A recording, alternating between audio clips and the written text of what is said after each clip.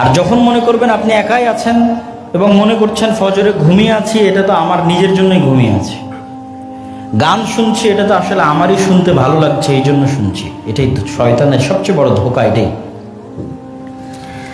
আর আপনি যদি ফজরে ঘুমিয়েও থাকেন এই মনে করে যে আমাকে ঘুমিয়ে রাখাচ্ছে শয়তান, এইটা ওই ঘুমিয়ে থাকার চেয়ে ভালো যেই ঘুমিয়ে থাকায় আপনি মনে করছেন আপনি ঘুমিয়ে আছেন।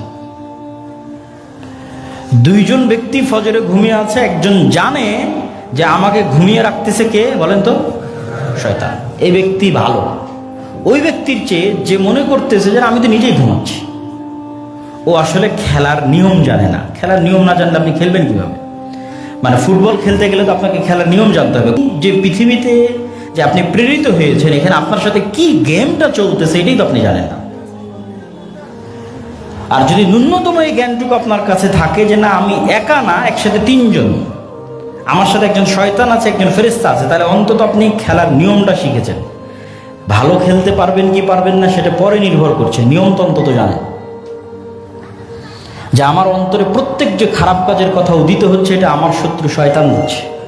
এখন আমি শয়তানের কথা শুনবো না সেটা আমার ডিসিশন, কিন্তু এটা আমার ডিসিশন নয়, এটা শয়তান আমাকে করতে বলতেছে। আর প্রত্যেক যে কল্যাণকর কাজের কথা আমার মনে উদিত হচ্ছে এটা আমার বন্ধু ফেরেশতা ইলহাম হিসেবে আমাকে দিচ্ছে।